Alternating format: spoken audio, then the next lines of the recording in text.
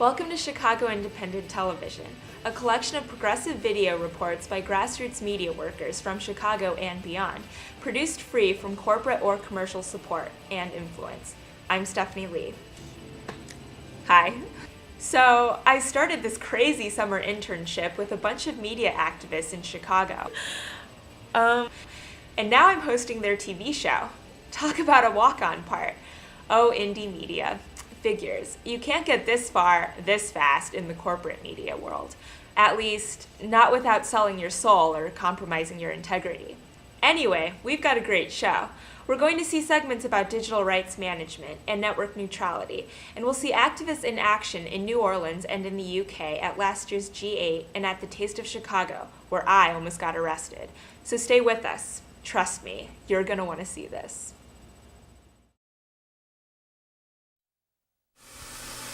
Hey, what's this about? What? Andy crossed his name off the cleaning schedule? He backed out of the cleaning schedule. How can you just back out?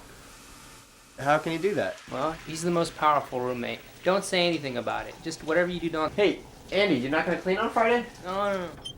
No, you mustn't. Bathroom? Hey! That's reasonable. I'll do Friday as well. Welcome back to Chicago Independent Television. Coming up, we've got two segments on changes in technology, access, and availability. The first documents a June 10th, 2006 protest in front of the Apple store in downtown Chicago. Their target was DRM, Digital Rights Management, or Digital Restrictions Management as they called it, which is a technology that limits the use of digital media provided by big corporations. Second, we'll watch a movie I made about the future of the internet and how the big bad corporations are, once again, trying to convince Congress to rewrite the Constitution and do away with our right to internet access, all for an easy buck. Incensed yet? Well, you should be.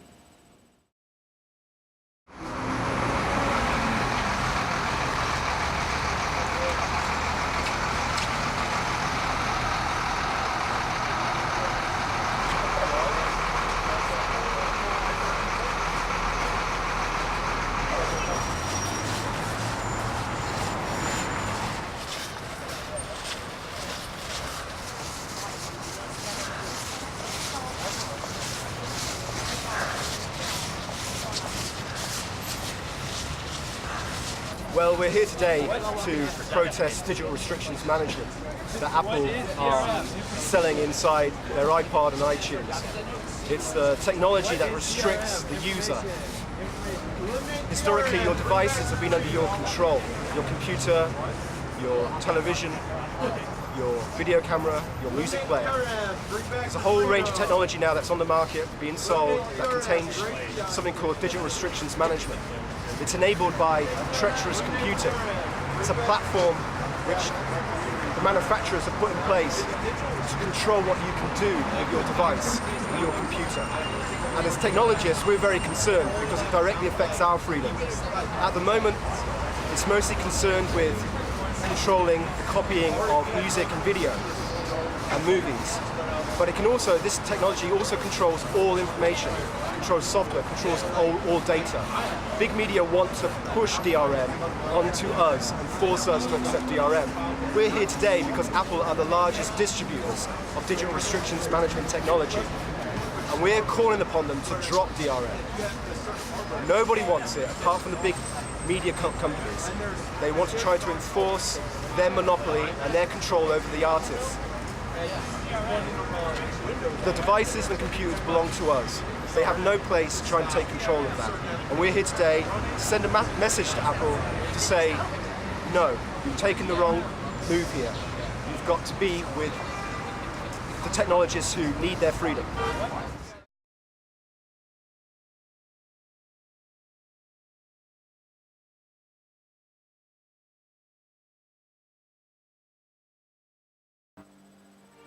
Alright guys, listen up. This is by far the most important video I'm ever going to make.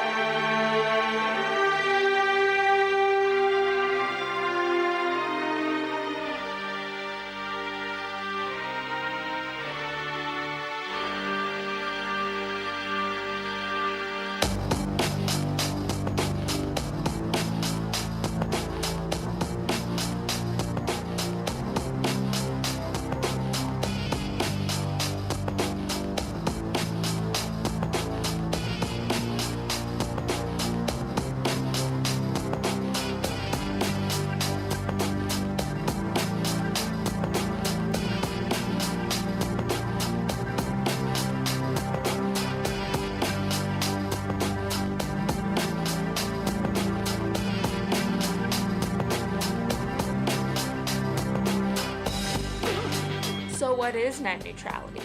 Good question. It's basically the part of the First Amendment that applies to the internet. It makes sure that all of us, even us little guys, have an equal voice on the internet. It makes sure that big corporations such as AT&T or Verizon or Comcast, they can't control the internet. Yes! That the internet is still a democratic medium, how it should be. It means that we don't have to pay in order to use things such as YouTube. And it makes sure that a big corporation, evil, can't be like, no internet for you, limiting our ability to control the information that we're getting, our access to different websites. So that makes it unfair for people like us to use the internet. And that's what's at stake here. It's the democratic process, information access. This is gonna change our world. And the COPE Act has already been passed, the Communications Opportunity Promotion and Enhancement Act of 2006. It offers no protection for net neutrality. And unfortunately, the counter amendment to that would have provided very specific protections for net neutrality, that was defeated. This sucks. So we have nothing to protect our rights, and they're slowly being chipped away as we speak. Wealth. So you might be asking yourself, well, what can we do about that? Glad you asked.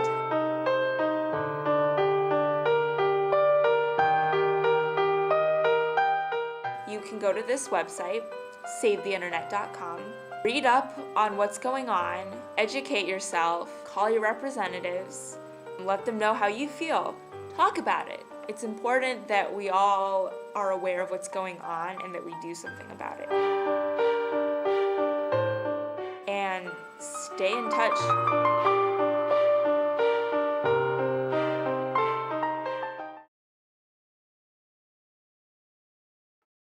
Hi, I'm Kathy Kelly with Voices in the Wilderness, based here in Chicago, and you're watching Chicago Independent Television.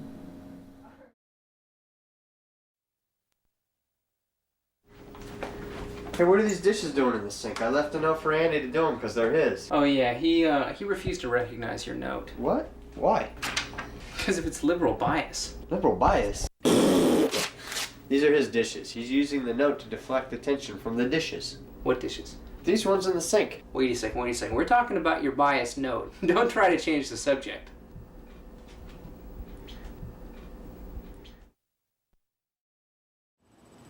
Welcome back to Chicago Independent Television. So the Taste of Chicago is this big annual food fest in downtown Chicago.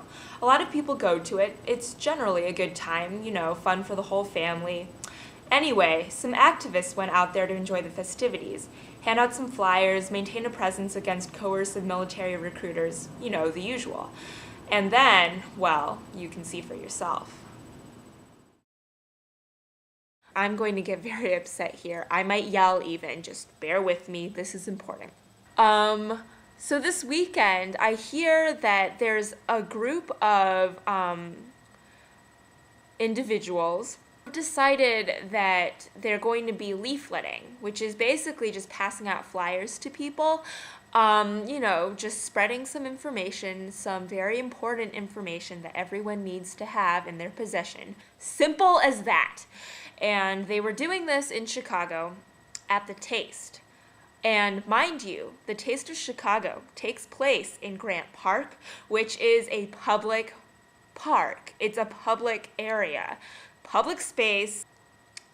Bear that in mind. So there's this huge booth, right, of Army recruiters, and they were passing out like wristbands, keychains, t-shirts. They push merchandise at you. Hey, win this t-shirt if you enlist and 2 of your friends enlist with you, or if you can make this basket. They had girls trying to get boys to sign their names up.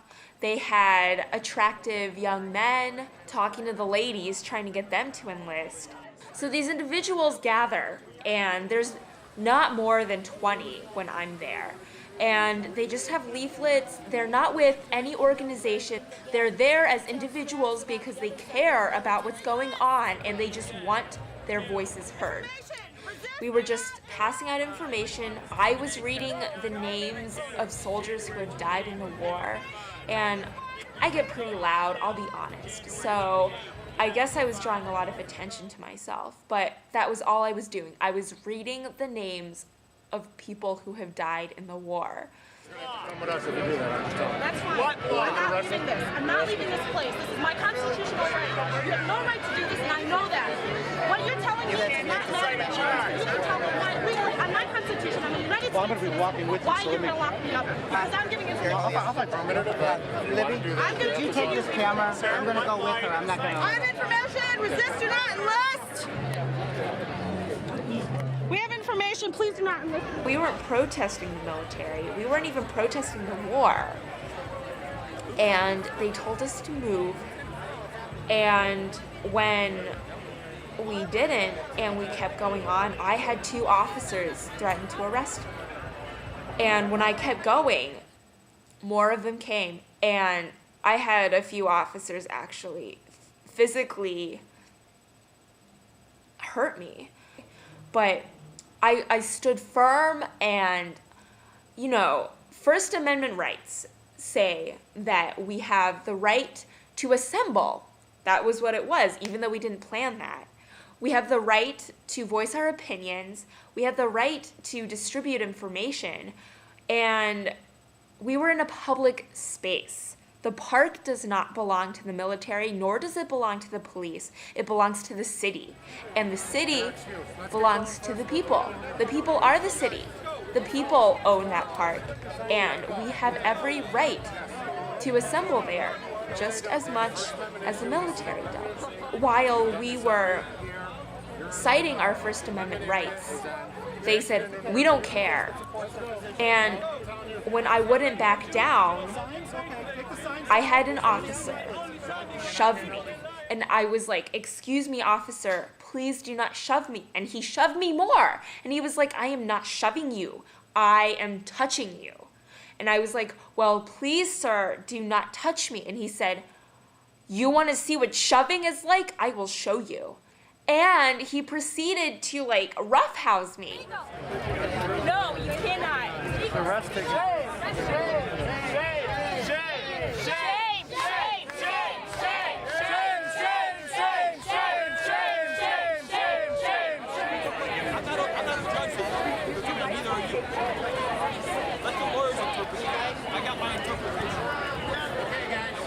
Everybody else, you want to do it? You have to disperse now. You're failure to do so. And as I was waiting for my fellow activists and they didn't come, I realized that they probably got arrested. Freedom of speech, our First Amendment rights, the Bill of Rights was disgraced today.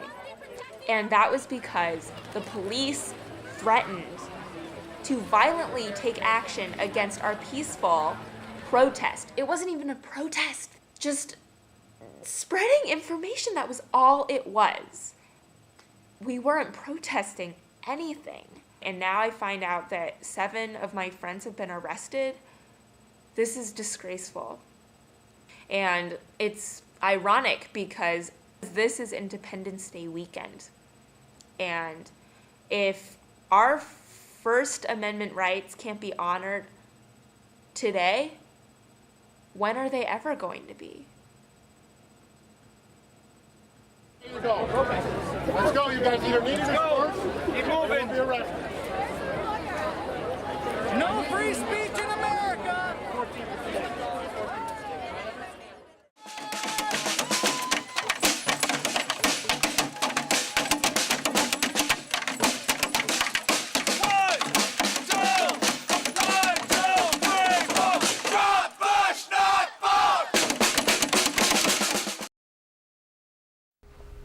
No entry. Hey, why's my room cordoned off? Oh yeah, Andy is occupying your room. Occupying my room? Why? You have too many things plugged into one socket, maybe a space heater. He said it was a fire hazard, like an imminent threat to his room. Andy, I don't have a space heater. Look, I don't think he's going to say you had a space heater unless he had credible evidence. I don't have a space heater. What other reason does he have to occupy your room? He's always wanted my bathroom. That is deeply cynical.